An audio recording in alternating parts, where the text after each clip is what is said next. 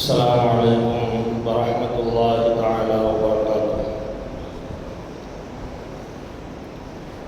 بسم الله العظيم القدرة والشان شديد البطش والبرهان حافظ الدين والقرآن ما شاء الله كان وما لم يشع لم يكن لا حول ولا قوة إلا بالله العلي العظيم ما شاء الله كان وما لم يشع لم يكن لا حول ولا قوة إلا بالله العلي العظيم ما شاء الله كان وما لم يشع لم يكن لا حول ولا قوة إلا بالله العلي العظيم. الحمد لله نحمده ونستعينه ونستغفره ونؤمن به ونتوكل عليه ونعوذ بالله من شرور أنفسنا ومن سيئات أعمالنا من يهده الله فلا مضل له ومن يضلل فلا هادي له ونشهد أن لا إله إلا الله وحده لا شريك له ونشهد أن سيدنا ونبينا ومولانا محمدا عبده ورسوله أرسله بالحق بصيرا ونذيرا وداعيا إلى الله بإذنه وسراجا منيرا. أما بعد فقد قال الله تعالى في القرآن العظيم والفرقان المجيد فأعوذ بالله من الشيطان الرجيم بفضل بسم الله الرحمن الرحيم سيهزم الجمع ويولون الدبر. وقال نبينا صلى الله عليه وسلم كلكم راع وكلكم مسؤول عن رعيته. صدق الله وصدق رسول الله صلى الله عليه وسلم. புவிவாழ்வு புனிதன் பெற புருக்கானை உரிக்கழித்த பேருபகாரி அல்லாஹுவிற்கு அனைத்து புகழும் உரித்தாகட்டுமாக. யாரை படைக்காவிட்டாலே வையகத்தையே நான் படைத்திருக்க மாட்டேன் என்று இறைவன் பறைசாட்டினானோ அப்படிப்பட்ட நாயகத் திருமேனி ஸல்லல்லாஹு அலைஹி வஸல்லம் அன்னவர்கள் மீதும் அன்னவர்களின் வாழ்க்கை நெறிகளை தங்களுடைய வாழ்க்கையில் கடுகளவும் பிசகாது பின்பற்றி ஒழுகிய அருமை சஹாபாக்கள் மீதும் தாபிஈன்கள் தபஅத் தாபிஈன்கள் இமாம்கள் அவுலியாக்கள் ஷஹதாக்கள் நாதாக்கள் நல்லவர்கள் நம்மவர்கள் குறிப்பாக புனிதம் நிறைந்த இந்த ஜுமாவுடைய மஜ்லிஸிலே அமர்ந்திருக்கும் நம் அனைவர்கள் மீதும் அல்லாஹு தஆலாவின் சாந்தியும் சமாதானமும் என்றென்றும் நின்று நிலவட்டுமாகுக. இறைவனின் இறையில்லமாம் திரு கஅபா ஷரீஃபையும் இறை தூதுவரின் பூங்காவனம் ரௌலா ஷரீஃபையும் புனிதம் நிறைந்த பைத்துல் முகத்தஸையும் திரும்ப திரும்ப குடும்பத்தோடு சந்திக்கக்கூடிய நல்ல நசீபை வல்ல ரஹ்மான் நம் அனைவர்களுக்கும் தந்து அருள் புரிவானாக.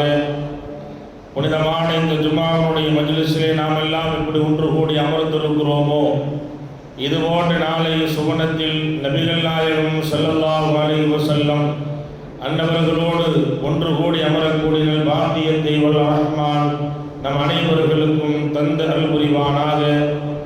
எந்த கலிமாவை இந்த உலகத்திலே நாம் நம்முடைய வாழ்க்கையை நடாத்தி கொண்டிருக்கிறோமோ அக்கலிமாவின் பிரகாரம் வாழ்ந்து மரணிக்கக்கூடிய வேளையில் லா இலாஹ இல்லல்லாஹ் முஹம்மதுர் ரசூலுல்லாஹ் என்ற கலிமாவை மொழிந்த நிலையில் மரணிக்கக்கூடிய நல்ல நசீபை வல்ல ரஹ்மான் நம் அனைவர்களுக்கும் தந்து அருள் புரிவானாக என்ற துஆவோடு இந்த ஜும்ஆவுடைய பிரசங்கத்தை நான் துவக்கம் செய்கிறேன்.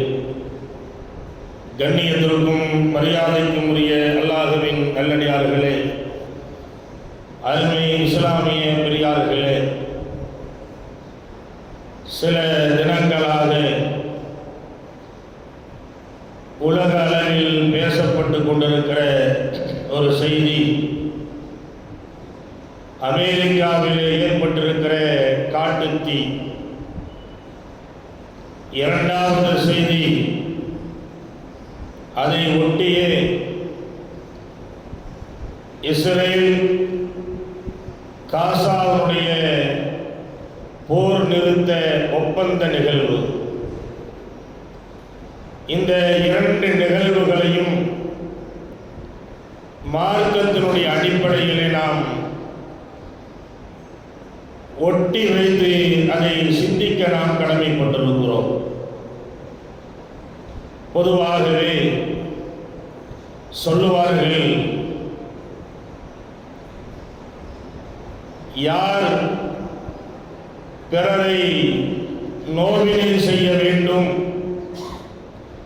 பிறருடைய சொத்துக்களை அபகரிக்க வேண்டும்,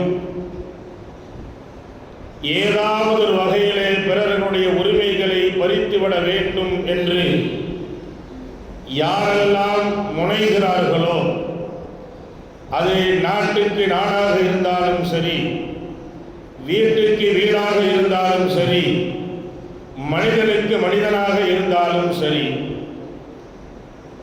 அதுபோன்ற தப்பான எண்ணத்தில் முனையக்கூடிய மனிதன் ஒரு கட்டத்தில் அதே துன்பத்தில் அவன் ஆளாக்கப்படுவான் என்பதுதான் அல்லாஹும் அல்லாஹுடைய தூதரும் நமக்கு தருகிற பாடமாக இருந்து வருகிறது. கண்ணியத்திற்குரிய பெருமக்களே, பொதுவாகவே அல்லாஹும் அல்லாஹுடைய தூதரும் நமக்கு சொல்லித் தருகிற பாடம்,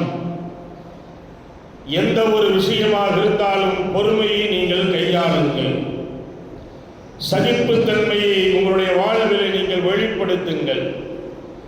அது ஒரு மகத்தான ஒரு மாற்றத்தை உங்களுக்கு ஏற்படுத்தி தரும் என்பதுதான் அல் குர்ஆனும் அல் ஹதீஸும் நமக்கு தருகிற பாடம். அல்லாஹ் குர்ஆனிலே சொல்லுவான், யா அய்யுஹல்லதீன ஆமனு இஸ்பிரு வஸாபிரு வராபித்து வத்தகுல்லாஹ லஅல்லகும் துஃப்லிஹூன். குர்ஆனிலே அல்லாஹ் சொல்லுகிற பொழுது, முஃமின்களே பொறுமையுடன் இருங்கள், இன்னல்களை சகித்துக் கொள்ளுங்கள், ஒருவருக்கொருவர் உங்களை நீங்கள் பலப்படுத்திக் கொள்ளுங்கள், அதோடு வத்தகுல்லாஹ் அல்லாஹ்வை நீங்கள் பயந்து கொள்ளுங்கள். நீங்கள் இப்படி இருப்பீர்கள் என்று சொன்னால் லஅல்லகும் துஃப்லிஹூன், நீங்கள் இம்மையிலும் வெற்றி பெறுவீர்கள், மறுமையிலும் வெற்றி பெறுவீர்கள். நாம் அல்லாஹ்வுடைய இந்த ஆயாத்தை வைத்து பார்க்கிற பொழுது, பொறுமையோடு இருக்கிற பொழுது, சகிப்புத்தன்மையோடு இருக்கிற பொழுது, எல்லா வகையிலும் நாம் பொறுமையை கையாளுகிற பொழுது அந்த பொறுமையினுடைய விளை வெற்றி. அது மறுமையில் மட்டுமல்ல, இந்த உலகத்திலும் நீங்கள் வெற்றி அடையலாம் என்பதுதான் இந்த ஆயத்து நமக்கு தருகிற படிப்பினையாக பாடமாக இருந்து வருகிறது. பாசத்திற்குரிய பெருமக்களே, நபிகள் நாயகம் ஸல்லல்லாஹு அலைஹி வஸல்லம் அவர்கள் சொல்லுவார்கள், பல்வேறு துன்பங்களும் துயரங்களும் சங்கடங்களும் கவலைகளும் உங்களை எதிர்நோக்கி வரும். லா இலாஹ இல்லல்லாஹ் முஹம்மதுர் ரசூலுல்லாஹ் என்ற கலிமாவை ஏற்றுதற்காக வேண்டி நாங்கள் அடைந்த துன்பம் கொஞ்ச நெஞ்சமல்ல.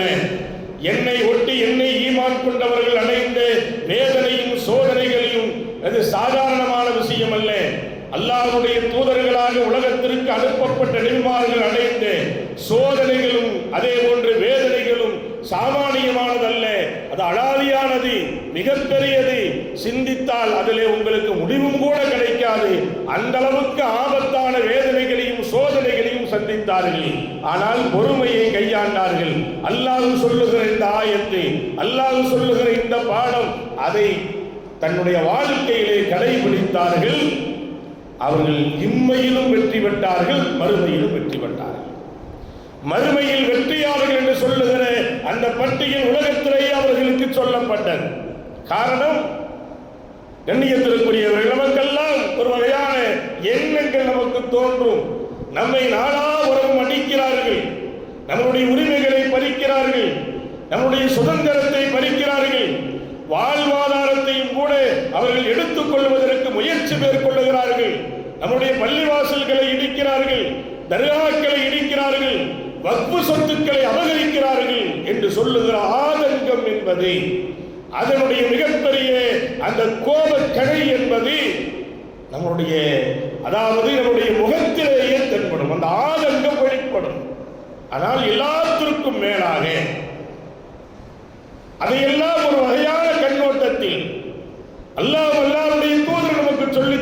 அடிப்படையிலே சில விஷயங்களை பொறுமையோடு கையாளுகிற பொழுது அதனால் மகத்தான வெற்றியை இந்த சமூகம் சந்தித்திருக்கிறது, சந்தித்துக் கொண்டிருக்கிறது, இதையும் சந்திக்கும். ஸல்லல்லாஹு அலைஹி வஸல்லம் சொல்லுவாங்க, அன்பு தோழர்களே, நீங்க என்ன செய்யுங்க, முதல்ல பொறுமையை கையாளுங்கள். அது எந்த விஷயமாக இருந்தாலும் சரி, பொறுமையை நீங்கள் கையாளுங்கள். இரண்டாவதாக சொல்லுவார்கள், எந்த ஒரு செயலையும் நிதானமாக செயல்படுங்கள். நிதானத்தை இழந்து விடாதீர்கள். நிதானமாக என்ன செய்யுங்க, செயல்படுங்க, யோசித்து செய்யுங்க. அதே போன்று மூன்றாவதாக, எந்த ஒரு விஷயத்திலும் நீங்கள் அவசரப்பட்டு விட வேண்டாம். எந்த ஒரு விஷயத்திலும் நீங்கள் அவசரப்பட்டு விட வேண்டாம், நிதானமாக நீங்கள் இருங்கள். நான்காவதாக, எந்த ஒரு நிலை ஏற்பட்டாலும் நீங்கள் உணர்ச்சி வசப்படாதீர்கள். 1400 ஆண்டுகளுக்கு முன்னாலே ஸல்லல்லாஹு அலைஹி வஸல்லம் எவ்வளவு அற்புதமான முறையில் நமக்கு உபதேசம் செஞ்சிருக்காங்க பாரு. இன்னைக்கு நடக்கிற நிகழ்வுகள் எல்லாம் பார்க்கும்போது அப்படித்தான் இருக்கும். என்னப்பா இவ்வளவு நிலைகள், இவ்வளவு பிரச்சனைகள் வந்துட்டு இருக்குது, இவ்வளவு சோதனைகள் நமக்கு தர்றானே, இவ்வளவு இன்னல்களை நாம் அனுபவித்துக் கொண்டிருக்கிறோமே, என்ன பேசாமல் இருக்கிறாங்களே அப்படிங்கிற சில உணர்வுகள் நமக்கு ஏற்படும். கண்ணியத்திற்குரியவர்களே, அதைத்தான் நபி அவர்கள் நமக்கு உபதேசமாக சொல்வார்கள். நான்காவதாக, நீங்கள் உணர்ச்சி வசப்படாதீங்க. எந்த ஒரு விஷயத்திலும் உணர்ச்சி வசப்பட்டு ஒரு கட்டத்தில் நீங்கள் இறங்கினீர்கள் என்று சொன்னால் அதுவே ஒரு நேரத்தில் உங்களுடைய அழிவுக்கு காரணமாக அமைந்துவிடும். நமக்கெல்லாம் அப்படித்தானே, கோபம் வந்த உடனே பெட்டாந்து பேசிடுவோம். ஒரு 2 நிமிஷம் கழிஞ்ச பிறகு யோசனை வராடா, அப்படி பேசிட்டோமே, இது தப்பானதாச்சே, அல்லாஹ் காணி வருத்தப்பட்டுக்கீங்க, கேட்குறோமா இல்லையா? சிலர்கள் அப்படி இருப்பாங்க, சிலர்கள் மௌத்தானாலும் மூஞ்சிலே முழிக்க மாட்டேன்னு போவாங்க. ஆக இதுவெல்லாம் நம்மை ஆபத்தான ஒரு சூழ்நிலைக்கு நம்மை கொண்டு சென்று விடும். ஸல்லல்லாஹு அலைஹி வஸல்லம் அற்புதமாக சொல்றாங்க பாரு.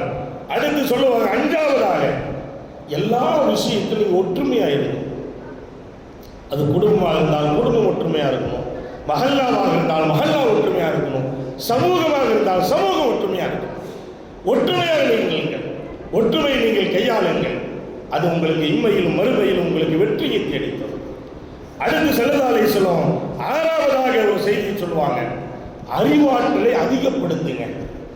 உங்களுடைய அறிவாற்றல் இருக்குதா இல்லையா, அதை நீங்க அதிகமாக்கிறதுக்கு என்ன வழி, அதற்குண்டான முயற்சிகளை நீங்கள் செய்யும். அறிவு வளரணும், அதுக்கு என்ன செய்யணும், கல்விக்குண்டான முக்கியத்துவத்தை கொடுக்கணும், கல்வியாளர்களை உருவாக்கணும், படித்தவர்களை உருவாக்க வேண்டும். இன்றைக்கெல்லாம் இந்தியாவை பொறுத்தவரை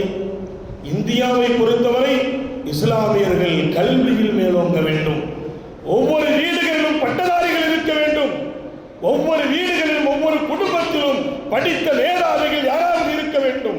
அப்படிப்பட்ட ஒரு சூழலை சமூகத்தில் நாம் உருவாக்க வேண்டும். அதில் அதிகமாக சட்டத்துறை படித்தவர்களை நாம் உருவாக்க வேண்டும், சட்ட வல்லுநர்களை நாம் உருவாக்க வேண்டும். இன்னைக்கெல்லாம் சாதாரணமாக இன்றைக்கு நடைபெற்றுக் கொண்டிருக்கிறது. அதெல்லாம் பெரிய, அதாவது ஒரு காலம் இருந்தது, படிக்க வைக்கணும், அப்படி இருக்கணும், அப்படி கஷ்டப்படணும், இப்படி கஷ்டப்படணும், அது போன்ற நிகழ்வுகள் எல்லாம் இன்றைக்கு தளர்த்தப்பட்டு இருக்கிறது. படிக்க வைக்கணும், தாராளமாக படிக்க வைக்க முடியும், தாராளமாக படிக்க வைக்கலாம். அந்த அளவுக்கு இன்றைக்கு சூழ்நிலைகள் உருவாகி இருக்கிறது. படிக்க வைப்பதற்காக வேண்டி பணம் படைத்தவர்கள் இன்றைக்கு உதவி செய்வதற்கு முனைந்திருக்கிறார்கள். எப்படியாவது என்ன செய்யலாம், உருவாக்க. ஒவ்வொரு வீடுகளிலும் ஏதாவது ஒரு வகையில் ஒரு பட்டதாரிகளை உருவாக்க வேண்டும். கண்ணியத்திற்குரியவர்களே, இதைத்தான் ஸல்லல்லாஹு அலைஹி வஸல்லம் அப்பவே சொன்னாங்க, அறிவை வளர்த்துக்கின்னு சொன்னாங்க. கொஞ்சம் ஓரளவுக்கு நமக்கு அறிவு வேலை செஞ்சுன்னு வச்சுக்கங்களேன், எவ்வளவு பெரிய சட்டங்களை இந்த நாட்டிலே கொண்டு வருவதற்கு துணிந்தாலும் அதை வைத்ததை தவிடுபடி ஆக்குவதற்குண்டான எல்லா முயற்சிகளையும் மேற்கொள்ள முடியும். அந்த ஒரு நிலையை வருங்காலத்தில் அது போன்ற ஒரு சூழல்களை நாம் உருவாக்க வேண்டும். அடுத்த பெருமானார் ஸல்லல்லாஹு அலைஹி வஸல்லம் அவர்கள் சொல்வார்கள், எதிரிகளுடைய பலம் என்ன, எதிரிகளுடைய பலகீனம் என்ன, இரண்டையும் நீங்க விளங்கி வச்சுக்கணும்னு சொன்னாங்க. இரண்டையுமே நீங்க என்ன செய்யணும், விளங்கி வச்சுக்கணும். எதிரிகளுடைய பலகீனத்தை மட்டும் நீங்கள் பார்த்துக் கொண்டிருங்கள் சொன்னால் நாம் பலகீனமாகி அவர்கள் பலமுள்ளவர்களாக ஆகிவிடுவார்கள். அவருடைய பலத்தை மட்டும் நாம் தெரிந்து வைத்திருப்போம் என்று சொன்னால் நாம் பலகீனமாக இருந்து ஒன்றுமே இல்லாத சோம்பேறிகளாக ஆக்கப்பட்டு விடுவோம். ரசூலுல்லாஹ் எவ்வளவு அற்புதமா சொல்லியிருக்காங்க பாருங்க.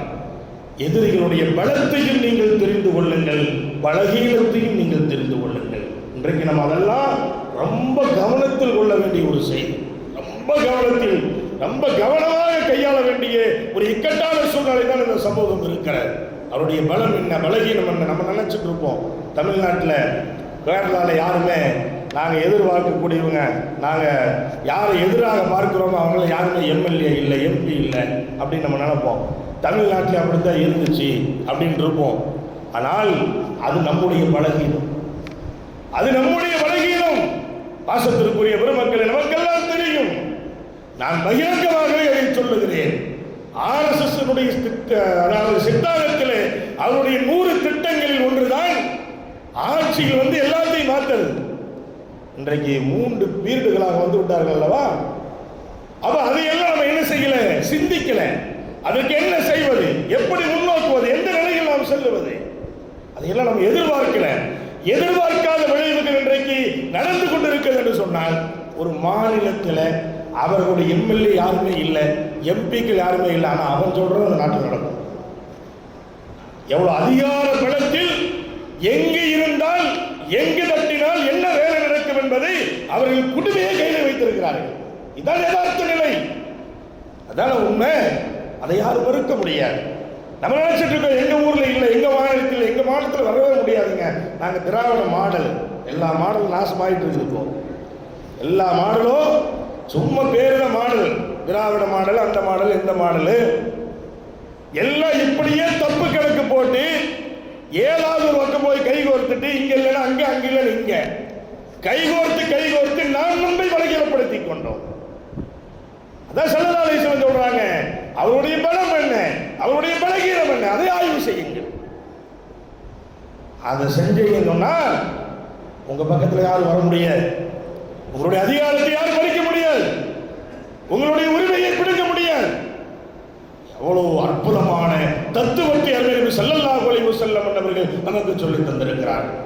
அடுத்து 8வதாக பெருமானார் ஸல்லல்லாஹு அலைஹி வஸல்லம் சொல்லுவாங்க, எதிரிகளுடைய சூழ்ச்சியில விழுந்துடாதீங்க. எதிரிகளுடைய சூழ்ச்சிகள்ல நீங்க விழுந்துடக்கூடாது. அவன் எதிரியாக தான் இருப்பான், நல்ல உள்ள மாதிரி அவன் பேசுவான். நாங்கள்லாம் என்னங்க சகோதரத்துவத்தோடு வாழறதுக்கு நாங்கள் விரும்புகிறோம், நீங்கள்லாம் இங்கே எல்லாம் வரணுங்க, நீங்கள் இங்கே எல்லாம் போகணும். நம்ம ஆளுங்க என்ன செய்வோம், ஃபோட்டோக்கு போஸ்ட் கொடுக்குறதுக்காக போயிட்டு இருப்போம். இன்னைக்கு அப்படி தான் நடந்துட்டு இருக்கு. ஃபோட்டோ அந்த சமூகத்தையும் கட்டி காப்பாற்றுற மாதிரி ஆகிப்போச்சு சூழ்நிலை. ஃபோட்டோ கலாச்சாரம் இன்னைக்கு சமுதாயத்தை கட்டி காப்பாற்றுற மாதிரி ஆயிடுச்சு. சூழ்நிலை எப்படி போயிட்டு இருக்கு. ஆக அவருடைய சூழ்ச்சி என்ன, நம்மகிட்ட பேசுற மாதிரி பேசுவான், விருது வைக்கிற மாதிரி வைப்பான். ஆனால் அதில் விஷம் இருப்பது நமக்கு தெரியாது, எனவே அவருடைய சூழ்ச்சிகளை நீங்கள் விளங்கிக் கொள்ளுங்கள். அதை நீங்கள் என்ன செய்யணும், கவனமாக நீங்கள் கையாள வேண்டும். அடுத்து பெருமானார் ஸல்லல்லாஹு அலைஹி வஸல்லம் சொல்வார்கள், எதிரிகளிடம் என்ன திறமை, என்ன அறிவு இருக்கிறது என்பதை ஆய்வு செய்து அதை விட அதிகமாவதற்கு நீங்கள் முயற்சி மேற்கொள்ளுங்கள்.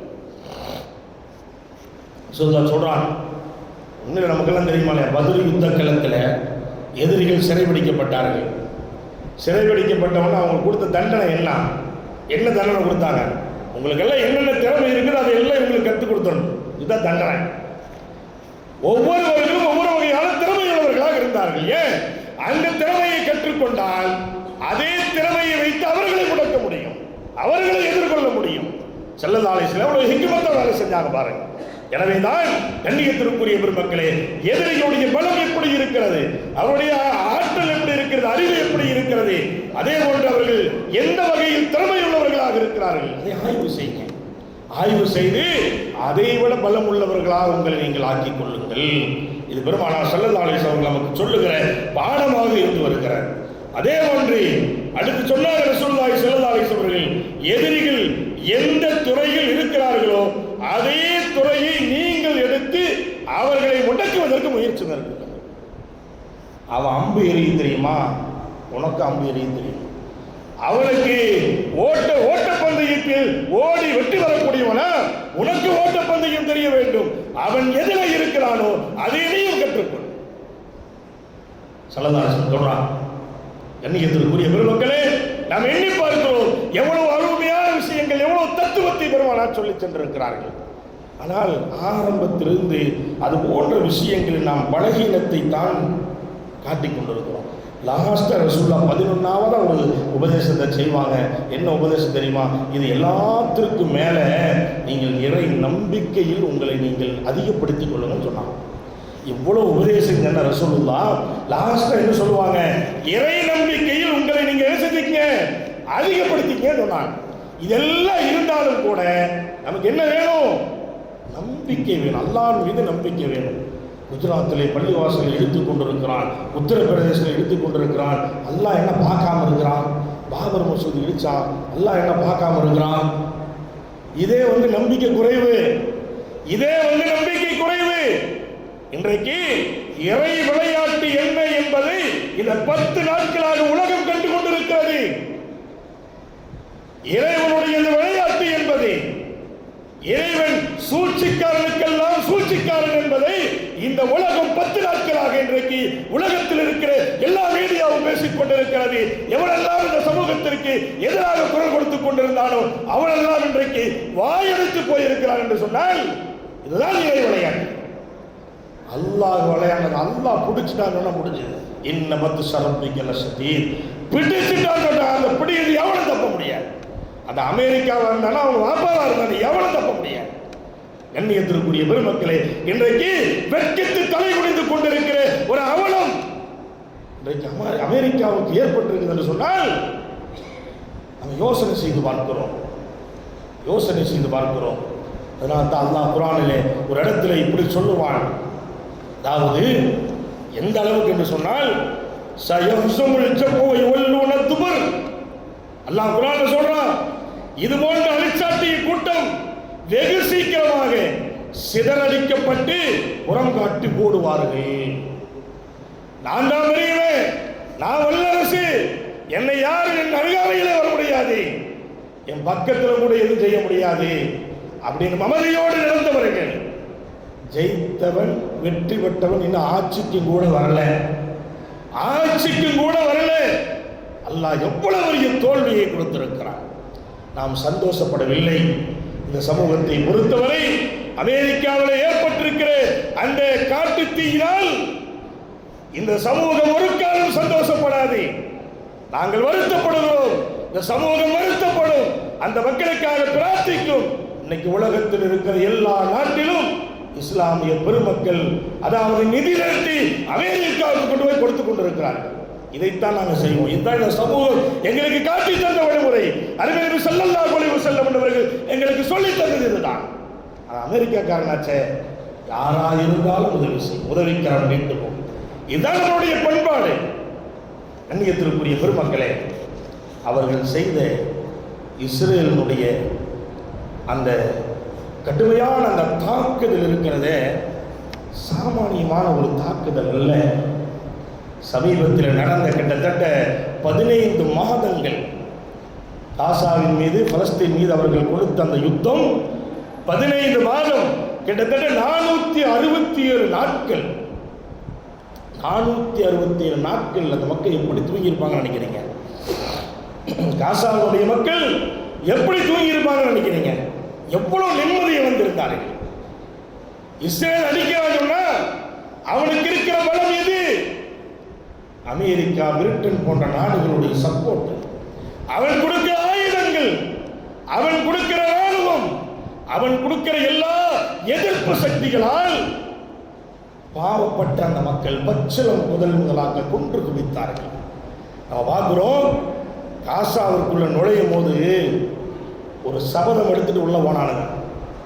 இந்த இஸ்ரேலுடைய வெறி நாய்கள் இருக்கிறார்கள் அல்லவா, இந்த வெறி நாய்கள் காசாவுக்குள் நுழைகிற பொழுது எப்படி போனார்கள் தெரியுமா? 3 விஷயமான சபதங்களை எடுத்து உள்ளே நுழைத்தார்கள். அதுல முதல் சபதம் எடுத்தது என்ன தெரியுமா? பலஸ்தீனுடைய காசாவில இஸ்ரேலுடைய சில ராணுவத்தை சேர்ந்தவர்களை ஹமாஸ் இயக்கம் அவர்களை கைது செய்து வைத்திருந்தார்கள். எப்படியாவது உள்ள போய் என்ன செஞ்சணும்? அந்த கைதிகளாக பிடிக்கப்பட்டவர்கள் அத்தனை பேர்கள் வீழ்த்தி விட வேண்டும் அப்படிங்கிற ஒரு லட்சியத்தோட போனான். காரணம் என்ன தெரியுமா? இவன் இருக்கிற ஆயுதம் அந்த மக்கள்கிட்ட இல்லை, இவன் இருக்கிற ஆள் கூட அந்த மக்கள்கிட்ட இல்லை. ஆனா அவன்கிட்ட ஒண்ணு இருந்துச்சு, இறை நம்பிக்கை இருந்துச்சு. அல்லாஹ் எப்படி வெற்றி கொடுத்துருக்கான் பாருங்க. இறை நம்பிக்கை அவர்களிடத்தில் நடக்குது. நம்ம பார்க்கிறோம். கண்ணியத்திற்குரிய பெருமக்களே, அந்த நாட்டுக்கு சென்றவர்களுக்கு தெரியும். நம்ம அந்த பகுதிக்கு போயிட்டு வந்தோம். அந்த வீதிகள் எல்லாம் பார்த்தீங்கன்னு வச்சுங்களேன், உண்மையிலேயே உலகத்தில் எவ்வளவு சொகுசான வாழ்க்கை நம்மளாம் வாழ்ந்துட்டு இருக்கிறோம். எவ்வளவு சொகுசான வாழ்க்கை வாழ்ந்துட்டு இருக்கிறோம். நம்மளுடைய ஆடைகளும் நம்மளுடைய உணவுகளும் எவ்வளவு விலை உயர்ந்ததை சாப்பிடுகிறோம், அணிகிறோம். அந்த வீதிகளை போய் பார்த்தீங்கன்னு வச்சுங்களேன், ரொம்ப மனவேதனை அடையும். சார் அதையெல்லாம் நம்மளாம் போய் பார்க்கணும். அதை இப்போ நான் பேசுகிற பொழுது அந்த பகுதியில் நடமாட அந்த எண்ணங்களுடைய உள்ளங்களில் வருகிறது. பார்க்கணும், ரொம்ப பாவப்பட்ட மக்கள். அவர்களை ஒடுக்குவதற்கு இவன் பயன்படுத்திய ஆயுதங்கள் இருக்கிறது. அது மிகப்பெரிய வல்லரசுகளை அடிக்கிற ஆயுதங்களை பயன்படுத்தினார்கள். இந்த நாட்டில் அதை கேட்கறதுக்கு எந்த நாதியும் இல்லை, எவனும் கேட்கல. சும்மா ஒரு அறிக்கை விட்டுட்டு உட்கார்ந்துட்டாங்க.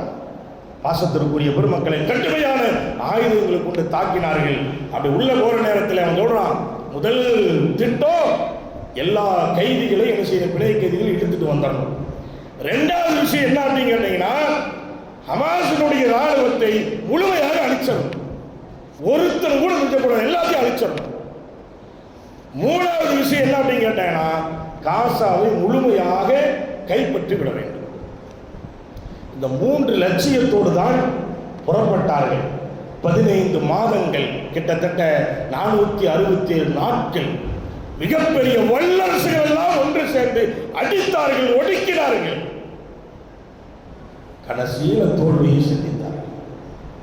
இன்னைக்கு என்ன அறிவிச்சா, அதுல வேடிக்கை என்ன அப்படின்னு கேட்டீங்கன்னா, அமெரிக்காவுடைய வெளியுறவுத்துறை அமைச்சரே சொல்லிட்டான், காசாவிலே கொடுத்த இஸ்ரேலுடைய யுத்தம் தோல்வியை சந்தித்து விட்டது என்று சொல்லிட்டான். அல்லாஹ் அக்பர். அல்லாஹ் வெற்றியை தந்திருக்கிறான். அந்த மக்களுக்கு இருந்த அந்த ஈமான், அந்த மக்களுக்கு இருந்த அந்த யதார்த்த நிலை, அல்லாஹ் என்று சொல்லுகிற பொழுது அவருடைய நாடி துடிப்புகள் எல்லாம் புடைத்து நின்றது அல்லவா, அதற்குண்டான வெற்றி அல்லாஹ் கொடுத்திருக்கிறான். இனியும் ஒப்பந்தம் கையெழுத்தாகவில்லை. ஞாயிற்றுக்கிழமை தான் ஒப்பந்தம் கையெழுத்தாக போகிறது. சரி, கிட்டத்தட்ட 15 மாதம் அவர்கள் செய்த யுத்த களத்தில் அந்த காசாங்கிற அந்த ஊருடைய பகுதி எவ்வளவு தெரியும் உங்களுக்கு? பார்த்தோம் நம்ம சிரிக்கணும், சொல்லுவோமா இல்லையா? எல்லாம் பார்த்து சிரிக்கணும் சொல்லுவோமா இல்லையா? அந்த மாதிரி தான் சென்னை மாவட்டம் இருக்கா இல்லையா, அதனுடைய பாதி தான் காசாங்கிற பகுதி. அதனுடைய பகுதி தான் காசாங்கிற பகுதி. ஒரு 4 சுத்திட்டு வந்தீங்கன்னா காசா முடிச்சிடும். அவ்வளவுதான், அந்த காசாங்கிற பகுதி அவ்வளவுதான். அத இஸ்ரேல் என்று சொல்லக்கூடிய ஒரு நாடு, அமெரிக்கா, பிரிட்டன் போன்ற பெரும் வல்லரசுகள், சிலர்கள் பகிரங்கமாகவும் சிலர்கள் மறைமுகமாகவும், இத்தனை நாடுகள் சேர்ந்தும் கூட அந்த குறிப்பிட்ட ஒரு பகுதியை கூட அவங்களால பிடிக்க முடியல. அல்லாஹ்வுடைய சூழ்ச்சி என்ன பார்த்துட்டீங்கல்ல? அல்லாஹ்வுடைய சூழ்ச்சி என்ன பார்த்துட்டீங்கல்ல? ஓரளவுக்கு அவனுடைய தாக்குதல் நமக்கு வெற்றியை தரும் என்று அவனுக்கு இருந்திருந்தால் அவன் நிச்சயமாக தன்னுடைய தவறை ஒற்றுக்கொண்டு அவன் என்ன செய்ய மாட்டான், பின்வாங்க மாட்டான். நிச்சயமா பின்வாங்க மாட்டான். அவனால முடியல, தாக்கு பிடிக்க முடியல. அங்கிருக்கிற சுரங்க பாதைகளை மிகப்பெரிய தண்ணீர் திரைகளை கொண்டு நாங்கள் அழிப்போம் என்று சொன்னான். ஒரு சுரங்க பாதை பக்கத்திலே கூட அவனால் நெருங்க முடியல. ஒரு சுரங்க பாதை பக்கத்திலே கூட அவனால் என்ன செய்ய முடியல, நெருங்க முடியல. அப்படி அதாவது அவர்கள் உள்ள போய் என்ன சாதிச்சாங்கன்னு கேட்டீங்கன்னா, பழைய கைதிகளாக பிடித்து வைத்திருக்கிற இஸ்ரேல் ராணுவத்தில் ஒரு 4 பேர்த்தை இழுத்து பிடிச்சிட்டான், எடுத்துட்டு வந்துட்டான், காப்பாற்றிட்டு வந்துட்டான். ஆனால் 15 பேர் செத்து போனான். 15 பேர் 4 பேர்த்தை காப்பாற்றிட்டு 15 பேர் செத்து போனாங்க. கண்ணியத்திற்குரிய பெருமக்களை நாம் எண்ணி பார்க்கிறோம். ஆக யாரெல்லாம் இது போன்ற அந்த பாமர மக்களுடைய விஷயத்தில் விளையாண்டார்களோ அவர்களுடைய விஷயத்தில் அல்லாஹ் விளையாடுறான். அல்லாஹ்வுடைய சக்தி என்பது சாதாரணமான சக்தி. அல்லாஹ்வுடைய வல்லமை என்பது அது ஒரு எல்லைக்குள் முடிந்து விடாது. அது மிகப்பெரிய ஒரு சக்தி. அது காசாவிலே பாதிக்கப்பட்ட அந்த பகுதிகள், அவனுடைய ஏவுகணை தாக்குதல் அழிந்து போன கட்டிடங்கள், கிட்டத்தட்ட இதை பெயரை சொல்லி, ஆனால் கிட்டத்தட்ட 50,000 குழந்தைகள் முதல் ஆண்கள் பெண்கள் வரை ஷஹீதாக்கப்பட்டிருக்கிறார்கள். இந்த 15 மாசத்துல 50,000த்திற்கு மேற்பட்டவர்கள் ஷஹீதாக்கப்பட்டிருக்கிறார்கள். அல்லாஹ் அவர்களுக்கு சொர்க்கத்தை வாஜிபாக்குவானார். கண்ணியத்திற்குரிய பெருமக்களை நாம் எண்ணி பார்க்கிறோம். ஒரு பக்கத்தில் இந்த பாமர மக்களை அடித்துக் கொண்டிருந்தார்கள், நெருப்பு மழை பொழிந்து கொண்டிருந்தது. அவர்கள் விடக்கூடிய ஏவுகணைகள் பூமியை பிளந்து அதனுடைய தூசிகளை வெளிப்படுத்தியது. நம்ம பார்த்தோமா இல்லையா? இன்னைக்கு அமெரிக்காவில் ஏற்பட்டிருக்கிற காட்டுத்தீ எப்படி வந்ததுன்னு தெரியல, எங்கிருந்து புறப்பட்டது என்று அமெரிக்காவால் கண்டுபிடிக்க முடியவில்லை. அமெரிக்காவுடைய ராணுவ தளங்களில் தூசி பறந்தாலும் கூட தெரியக்கூடிய ஆற்றல் வைத்திருக்கிற நவீன கருவிகள் எல்லாமே இருக்குது. தீ எப்படி வந்ததுன்னு தெரியல. அதனுடைய தீயினுடைய வேகத்தை இந்த வல்லுநர்கள் குறிப்பிடுகிற விதம் என்ன தெரியுமா? 7ஆம் தேதி நாம் கவனத்தில் கொள்ள வேண்டும். நமக்கு ஒரு படிப்பினை, இந்த சமூகத்திற்கு ஒரு பாடம் இது. அதனால் உங்களுக்கு நான் சொல்லுகிறேன். 7ஆம் தேதி, கடந்த 7ஆம் தேதி காலை 10:30 மணிக்கு அந்த தீ பிடிக்க ஆரம்பிக்கிறது. நல்ல கவனத்தில் கொள்ள வேண்டிய செய்தி. அதை பிடிச்ச 20 நிமிடத்தில் 20 ஏக்கர் இடம் அழிந்து போனது. 20 ஏக்கர் இடம் அழிந்து போனது. அதே போன்று சட்டென்று அந்த நெருப்பு வேகம் கூடி கிட்டத்தட்ட 200 ஏக்கர் இடத்தை அழித்தது. நினைச்சு பாருங்க, சாதாரண ஒரு சின்ன கூரை எரிஞ்சாலும் எப்படி இருக்கும்? ஒரு ஊர் எரியுது. கண்ணியத்திற்குரிய பெருமக்களே, இதுதான் சூழ்ச்சிக்காரனுக்கெல்லாம் சூழ்ச்சிக்காரன் இறைவன் என்பதை நாம் பார்க்கிறோம். அதே போல மாலை நேரத்தில் காலை 10:30 மணிக்கு தொடங்கிய இந்த தீ மாலை நேரம் நெருங்குகிற பொழுது கிட்டத்தட்ட 3000 ஏக்கர் நிலங்களை ஒன்றுமில்லாமல் ஆக்கிவிட்டது. அதை அணைக்க முடியல. அணைக்க போன வாகனங்களும் தீ விபத்தில் படுகிறது. முடியல, தாக்கு பிடிக்க முடியல. ஒரு புறம் எரிந்து கொண்டிருக்கிறது, மறுபுறம் இஸ்ரேலும் காசாவும் போர் ஒப்பந்தத்திற்கு பேச்சுவார்த்தை நடைபெற்றுக் கொண்டிருக்கிறது. அல்லாஹ்வுடைய விளையாட்டை பாருங்கள், எந்த அளவுக்கு அல்லாஹ் விளையாண்டு கொண்டிருக்கிறான் என்பதை பாருங்கள். அடுத்து 21.500 ஏக்கர் இடம் முழுமையாக பசுமாகிவிட்டது. கண்ணியத்திற்குரிய பெருமக்களே, அதே அமெரிக்காவுடைய பொருளாதாரத்தை வைத்துத்தான் பலஸ்தீன் தாக்கப்பட்டது, பைத்துல் முக்கத்தஸ் தாக்கப்பட்டது, காசா தாக்கப்பட்டது, பச்சிளம் குழந்தைகள் கொல்லப்பட்டார்கள், நிறைய மக்கள் ஷஹீதாக்கப்பட்டார்கள். எல்லாம் இவன் காசு தான். இவனுடைய ஆதிக்க வரி அல்லாஹ் இது போன்ற சிறு சிறு உதாரணங்களை வைத்து அல்லாஹ் பாடம் புகட்டி கொண்டிருக்கிறான். கண்ணியத்திற்குரியவர்களே, ஊரையே அழித்து விட வேண்டும் என்று புறப்பட்டவருடைய வாயில் இன்றைக்கு என்ன தெரியுமா வந்திருக்குது? நான் பதவியேற்கிறதுக்கு முன்னாடி போர் ஒப்பந்தத்தை போட்டுருங்கன்ட்டான். நான் பதவியேற்கிறதுக்கு முன்னாடி போர் ஒப்பந்தம் நடைபெற வேண்டும் என்று சொல்லுகிறான். இஸ்ரேல் முடியாது என்று சொன்னால் நாங்கள் தான் முடிக்கணும்னு சொல்லியிருக்கிறோம் அப்படின்னா அது எங்களுக்கு தேவையில்லை. எப்படி முடிச்சிட்டே இல்லையா? முடியலன்னா நீ முடிஞ்சிருவேன், அது உனக்கே தெரிஞ்சிருச்சு. அதனால என்ன செஞ்சிடும்? ஒப்பந்தத்துக்கு வந்துட்டான். எனவே தான் பாசத்திற்குரிய பெருமக்களே, அமெரிக்காவில் ஏற்பட்டிருக்கிற தீ விபத்து வருத்தத்தோடு நாம் பார்க்கிறோம். எதிரிகளுக்கும் கூட அது போன்ற ஒரு நிலை வந்துவிடக்கூடாது. ஆனால் ஆதிக்க வரிக்கு அல்லாஹ் கொடுத்த பாடம் என்பதை மட்டுமே நாம் விளங்கிக் கொள்ள வேண்டும். இது அமெரிக்காவுக்கு மட்டுமல்ல, நமக்கும் அதுதான் நிலை. குடும்பத்திலும் சரி, சமூகத்திலும் சரி, வீதியிலும் சரி, எங்கும் ஆதிக்க வரி என்பது கூடாது. அதிகாரம் இடத்தில் இருக்கிறது என்று புறப்பட்டால் அல்லாஹ் அழித்து விடுவான். அதிகாரத்தை வைத்து எதையும் செய்து விடலாம் என்று சொல்லுகிற சிந்தனை எந்த மனிதனுடைய உள்ளத்தில் வந்தாலும் அவன் ஜெயிக்க முடியாது.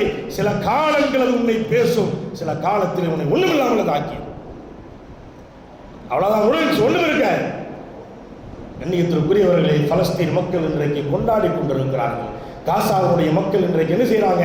வீதிகளில் வந்து விளையாடி கொண்டிருக்கிறார்கள், சந்தோஷமாக இருக்கிறார்கள். சொன்னால் எவ்வளவு இன்னல்களையும் வேதனைகளையும் அனுபவித்திருப்பார்கள். எல்லாம் நம்முடைய துவாவாக இருந்தாலும் கூட நாம் கவனத்தில் கொள்ள வேண்டியது, ஆதிக்க வரி எவன் இது போன்ற அநியாயமான முறையிலே அவன் புறப்பட்டால் அல்லாஹ் அவர்களுக்கு ஒரு கட்டத்திலே அழிவை ஏற்படுத்துவான். உலகமே இன்றைக்கு வெட்கத்து தலை குனிந்திருக்கிறது. காரணம் எது தெரியுமா? அமெரிக்காவுக்கு மேல் ஒரு வல்லரசு என்பது இல்லை. ஆனால் அவனாலே ஒரு சாதாரண ஒரு தீயை அணைக்க முடியவில்லை. ஒரு தீயை அணைப்பதற்கும் கூட அவர்கள் வைத்திருக்கிற அந்த கருவிகள் வேலை செய்யவில்லை என்று சொன்னால் நாம் எண்ணி பார்க்கிறோம், எங்கு புறப்பட்டது, எப்படி நின்னது, என்ன ஆனது, ஒண்ணுமே தெரியல. பல கோடி ரூபாய்கள், மில்லியன் கணக்கு சொல்லுகிறார்கள், அழிந்து நாசமாகிவிட்டது. அதை மீட்டெடுப்பதுதான் இப்பொழுது அதிபராக வெற்றி பெற்றிருக்கிற, அவன் வேற சொல்லக்கூடாது கருமம், அதிபராக வெற்றி பெற்றிருப்பவருக்கு என்ன வேலைன்னா, இனி ஒரு வருஷம் 2 வருஷத்துக்கு என்ன வேலைன்னா அந்த ஊரை சரி செய்யறத வேலை, வேற நாட்டினுடைய விஷயத்தை பேசுறதுக்கு எனக்கு நேரமே இல்லைன்னு சொல்லிட்டான். அல்லாஹ் இப்படி கூட விட்டுனா பாருங்க. இதுதான் நம்முடைய ஈமான் பலமாக இருந்தால், நம்முடைய நம்பிக்கை பலமாக இருக்கும் என்று சொன்னால் நிச்சயமாக அல்லாஹ் வெற்றியை தருவான். கண்ணியத்திற்குரிய பெருமக்களே, எல்லாம் அப்படி சஃப்புகளை பூர்த்தி செஞ்சு உட்காருங்க. வெளியெல்லாம் நிற்கிறாங்க, வெளியே யாரும் நிற்க வேண்டாம். மேலே இடம் இருக்குது, தாராளம் மேலே போய்க்கலாம். உள்ள இடம் இருக்குது, வந்து உட்கார்ந்துக்குங்க எல்லாம். ஆக வாசத்திற்குரிய பெருமக்களே, அல்லாஹ் சுப்ஹானஹு வ தஆலா அவர் நினைத்தால் எந்த ஒரு நிலையிலும் மனிதன் நான் என்கிற ஒரு நிலை வருகிற பொழுது அது ஒரு கட்டத்திலே அல்லாஹ் அழித்து விடுவான். அந்த சக்தி நான் என்கிற நிலை அது அல்லாஹ்வுக்கு மட்டுமே சொந்தமானது. அதை பயன்படுத்துவதற்கு உலகத்தில் யாருக்கும் அதிகாரம் இல்லை என்பதை மட்டுமே நாம் மனதில் வைத்துக் கொண்டு அல்லாஹ் சுப்ஹானஹு வ தஆலா வாழும் காலமெல்லாம் இறையச்சத்தோடு வாழுகிற நல்ல தௌஃபீக்கை அல்லாஹ் நம் அத்தனை பேருக்கு வழங்குவானாக.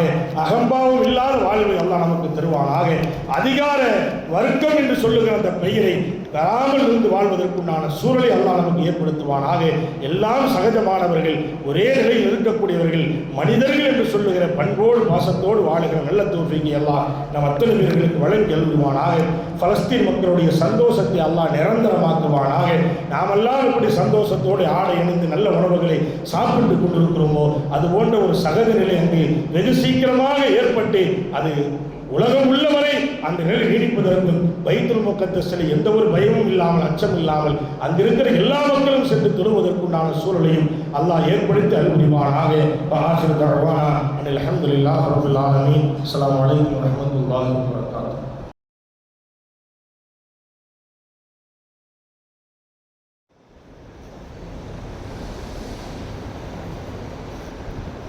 السلام عليكم ورحمة الله تعالى وبركاته. بسم الله العظيم القدرة والشان شديد البطش والبرهان حافظ الدين والقرآن ما شاء الله كان وما لم يشأ